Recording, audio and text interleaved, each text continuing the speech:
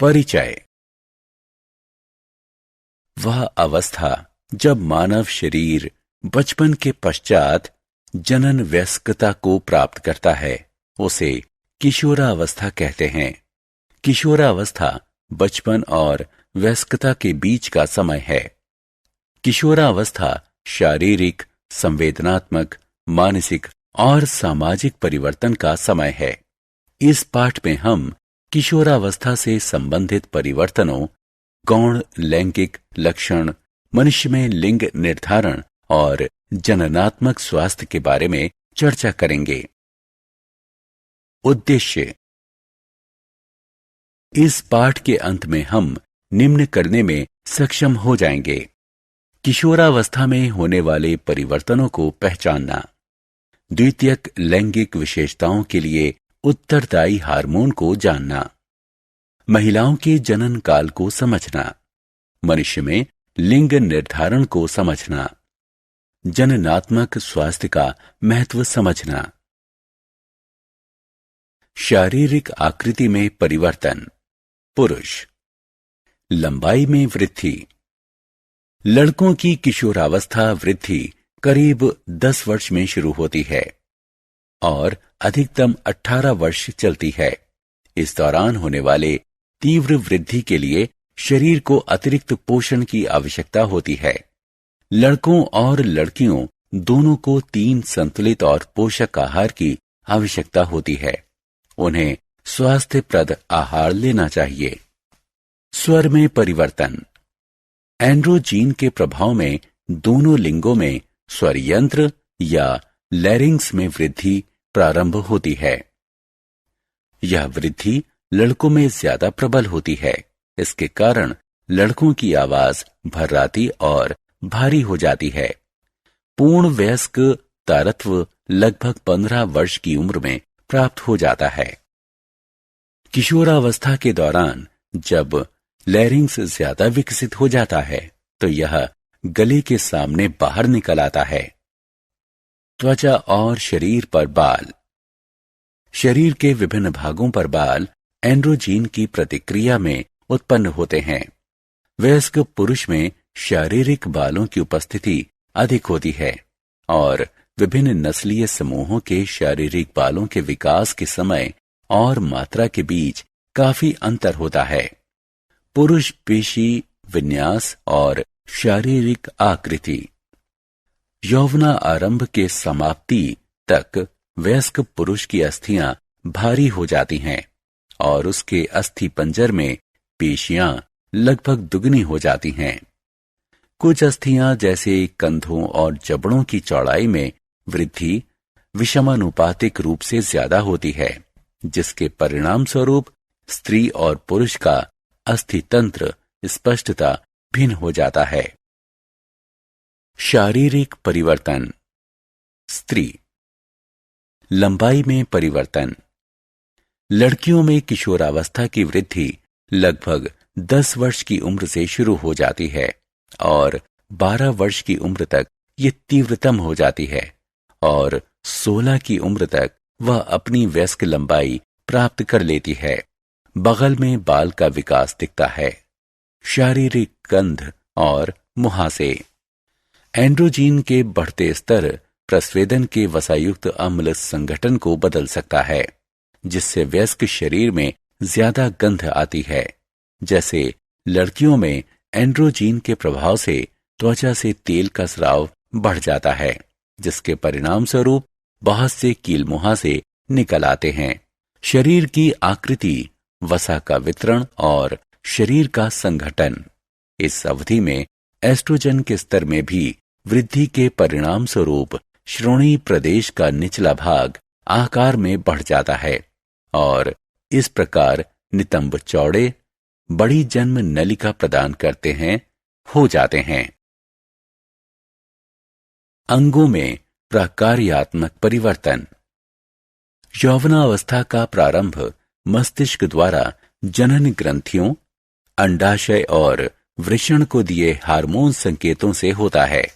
इसी प्रतिक्रिया में जनन ग्रंथियां विभिन्न प्रकार के हार्मोन उत्पन्न करती हैं, जो मस्तिष्क अस्थियों, पेशियों, त्वचा, स्तन और जनन अंगों के विकास, प्रकार्य या कायांतरण को प्रेरित करता है। वृषण, पुरुष जनन अंग, शुक्राणु उत्पादन प्रारंभ कर देता है और अंडाशय, स्त्री जनन अंग, आकार में बढ़ जाता है और अंडाणु परिपक्व होने लगते हैं। स्त्री के यौवनारंभ ऋतुस्राव का होना भी शामिल है। गौण लैंगिक लक्षण, किशोरावस्था के आगमन पर शारीरिक बनावट में भी अचानक परिवर्तन आ जाते हैं। ध्वनि में परिवर्तन, पुरुषों में दाढ़ी और मूछ एवं मुहासों का दिखना, महिला में लंबाई और कील मुहासों का बढ़ना इत्यादि कुछ गौण लैंगिक लक्षण हैं। गौण लैंगिक लक्षण पुरुष और स्त्री की बनावट को स्पष्ट रूप से भिन्न बनाते हैं। ये लक्षण किशोरावस्था में यौवना आरंभ के समय प्रारंभ होते हैं। पुरुष और स्त्रियों में गौण लैंगिक लक्षणों की अभिव्यक्ति।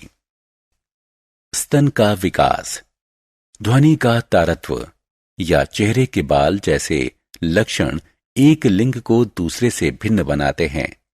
इन लक्षणों का दिखना हार्मोन स्राव के कारण होता है। हार्मोन अंतःस्रावी ग्रंथियों द्वारा स्रावित रासायनिक पदार्थ होते हैं।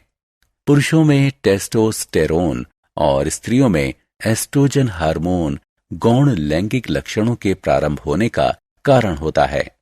टेस्टोस्टेरोन शामिल है अस्थियों के अतिरिक्त घनत्व में, अंगों के बड़े आकार में, ऊपरी पेशियों के द्रव्यमान में, मोटे बालों की वृद्धि में, कंधे की अस्थियों और अस्थि पंजर के चौड़े होने में, बड़ा स्वर यंत्र फलस्वरूप भारी स्वर, पुरुष जनन अंगों का विकास।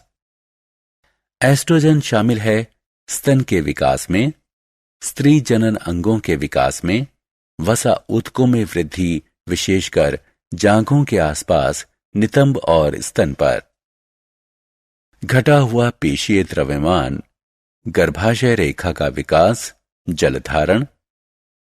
बहुत सारे लक्षण जो विभिन्न प्रजातियों में एक लिंग को दूसरे लिंग से अलग करते हैं, वो केवल कुछ संरचनाओं या विशेषताओं का विकास मात्र होते हैं। अंतःस्रावी ग्रंथियां, हार्मोन और उनकी प्रकार्यात्मकता। अंतःस्रावी ग्रंथियां कई छोटे अंगों का एक संयुक्त तंत्र हैं, जो अतिरिक्त कोशिकीय रासायनिक संकेत अणुओं, जिन्हें हार्मोन के नाम से जाना जाता है, को निर्मुक्त करता है। अंतःस्रावी ग्रंथियां उपापचय, वृद्धि, विकास और यौवनारंभ, ऊतकों का प्रकार्य और मानसिक स्थिति के निर्धारण में भी नियामक भूमिका निभाते हैं। कुछ प्रमुख अंतःस्रावी ग्रंथियां हैं पीयूष ग्रंथि, थायराइड और एड्रिनल ग्रंथि। अंतःस्रावी ग्रंथियों का मुख्य लक्षण है उनका वाहिनीहीन प्रकृति, उनकी संवहन क्षमता, कोशिकाओं के भीतर निर्वाह या कणिकामय की उपस्थिति जो हार्मोन को एकत्रित करती है। गौण लैंगिक लक्षणों से संबंधित लिंग हार्मोन। पुरुषों में वृषण और स्त्रियों में अंडाशय जनन ग्रंथि, जिन्हें प्राथमिक जनन अंग कहा जाता है, होती है। ये अंग शुक्राणु और अंडाणु के उत्पादन के लिए उत्तरदायी होते हैं, लेकिन ये हार्मोन का स्राव भी करते हैं। इन्हें अंतःस्रावी ग्रंथियां माना जाता है। वृषण, पुरुष लिंग हार्मोन के समूह को एंड्रोजन कहते हैं। सबसे प्रमुख एंड्रोजन है टेस्टोस्टेरोन, जो वृषण में स्रावित होता है। टेस्टोस्टेरोन का उत्पादन भ्रूण के विकास के साथ शुरू हो जाता है, जो जन्म के कुछ समय बाद तक जारी रहता है और बाल्यकाल के दौरान लगभग बंद हो जाता है और यौवना आरंभ के समय पुनः शुरू हो जाता है। स्टेरॉयड हार्मोन निम्न के लिए उत्तरदायी होता है। पुरुष जनन तंत्र की वृद्धि और विकास, अस्थि तंत्र और पेशीय विकास में बढ़ोतरी, लैरिंग्स का बढ़ना और उसके कारण ध्वनि में परिवर्तन, शारीरिक बालों की वृद्धि और वितरण। अंडाशय, स्त्रीलिंग हार्मोन के दो समूह एस्ट्रोजन और प्रोजेस्टेरोन अंडाशय में उत्पन्न होते हैं। ये स्टेरॉयड हार्मोन स्त्री जनन अंगों के विकास और लिंग निर्धारण में सहायता करते हैं। यौवना आरंभ के समय एस्ट्रोजन निम्न को बढ़ाता है। स्तन का विकास, वसा का बढ़ना, नितंबों, पैरों और स्तन पर जनन अंगों जैसे गर्भाशय और योनि का विकसित होना। एस्ट्रोजन और प्रोजेस्टेरोन संयुक्त रूप से स्त्रियों में ऋतुस्राव चक्र के समय गर्भाशय में होने वाले परिवर्तनों के लिए उत्तरदायी होते हैं। थायराइड ग्रंथि, अंतःस्रावी ग्रंथियों से उत्पन्न हार्मोन का उनके लक्षित अंगों तक के लिए पथ। अग्नाशय ग्रंथि, अग्नाशय एक अंतःस्रावी ग्रंथि इंसुलिन सहित कई महत्वपूर्ण हार्मोन का उत्पादन, साथ ही साथ एक बाह्यस्रावी ग्रंथि पाचक किण्वकों से युक्त अग्नाशय रस का उत्पादन है, जो छोटी आंत में जाती है।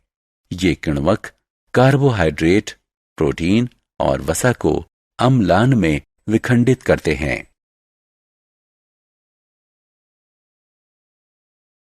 एड्रिनल ग्रंथि, एड्रिनल ग्रंथि जिसे सुप्रारेनल ग्रंथि भी कहते हैं, त्रिभुजाकार अंतःस्रावी ग्रंथियां होती हैं जो वृक्क के ऊपर स्थित होती हैं।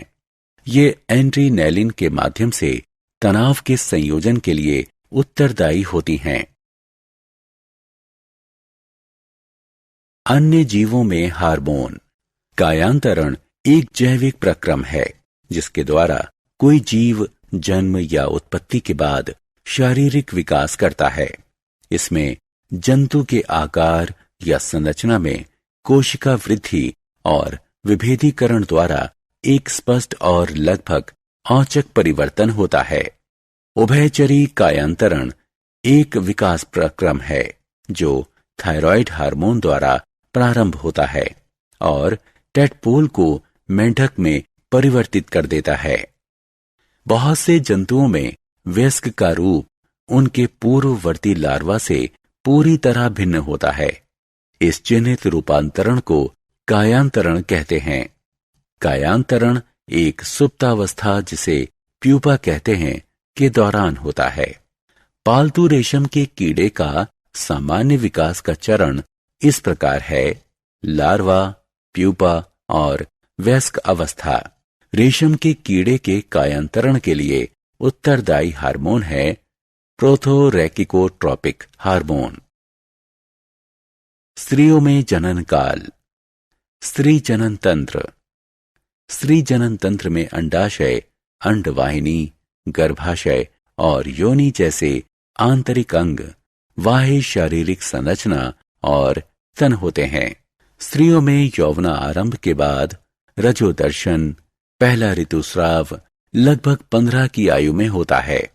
स्त्री के जनन काल ऋतुस्राव चक्र में प्रत्येक स्राव, रक्तस्राव का प्रारंभ लगभग 28 दिन के अंतराल पर होता है। ऋतुस्राव के रुक जाने को रजोनिवृत्ति कहते हैं। यह 45 से 55 वर्ष की आयु के बीच होता है। मनुष्य में लिंग निर्धारण।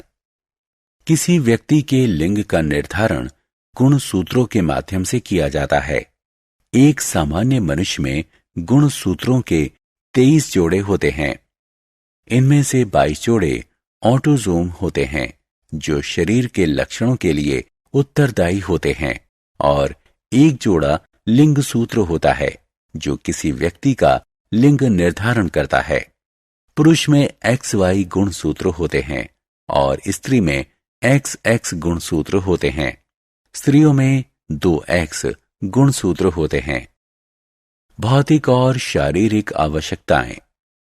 एक संतुलित आहार में कार्बोहाइड्रेट, प्रोटीन, वसा, विटामिन, खनिज लवण और रेशे अवश्य होने चाहिए। इसमें ये सभी चीजें सही अनुपात में होनी चाहिए।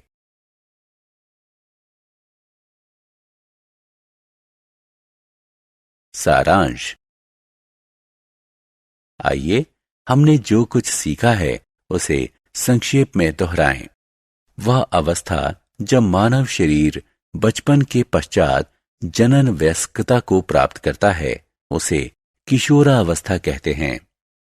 किशोरावस्था हमारे जीवन की स्वर्णिम अवस्था है क्योंकि यह मनोरंजन और मस्ती से भरी होती है। यौवनारंभ के अंतर्गत आपके शरीर में भौतिक परिवर्तन होते हैं जो आपके बच्चों जैसे शरीर को एक वयस्क शरीर में परिवर्तित कर देते हैं। लड़कों में किशोरावस्था का प्रारंभ लगभग 10 वर्ष की आयु से आरंभ होता है और अधिकतम 18 वर्ष की आयु तक चलता है। यौवनारंभ के दौरान लैरिंग्स में अधिक वृद्धि होती है। ये गले के सामने उभरे भाग के रूप में दिखता है। इसे एडम्स एप्पल या कंठमणि कहते हैं।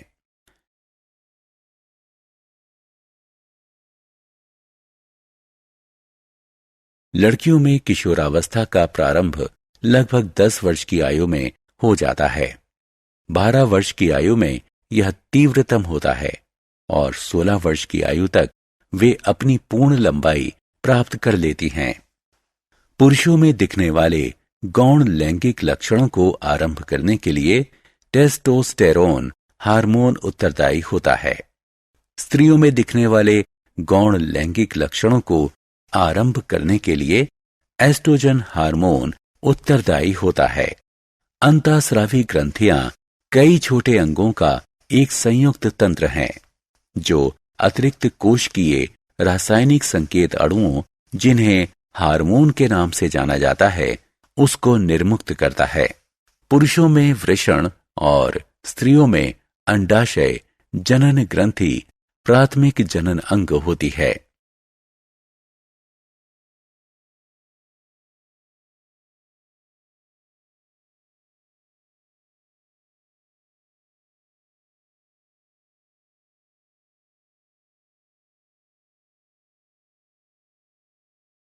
पौरुष लैंगिक हार्मोन के समूह को एंड्रोजन कहते हैं।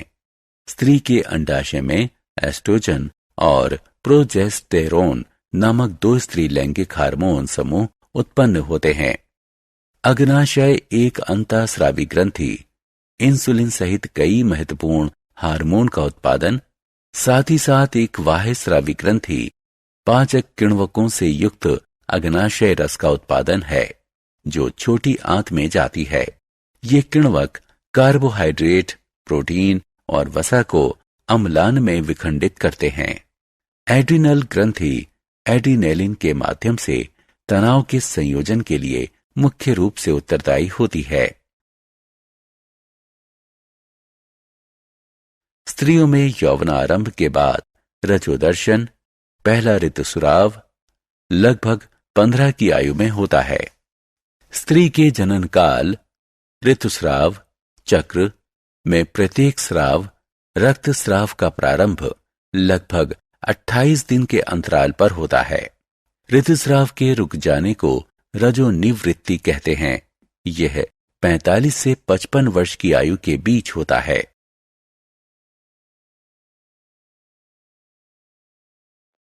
Thank you for watching. Don't forget to subscribe, like, share and comment down.